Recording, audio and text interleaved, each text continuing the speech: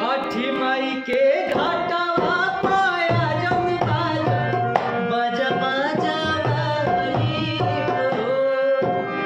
छठी माई के घाटवा पाया जब बाजा बजा बजा बाई हो। गोदिया में हुई के बालकवा अर्घ देवे आई हो। गोदिया में हुई के बालकवा अर्घ देवे आई हो। छठी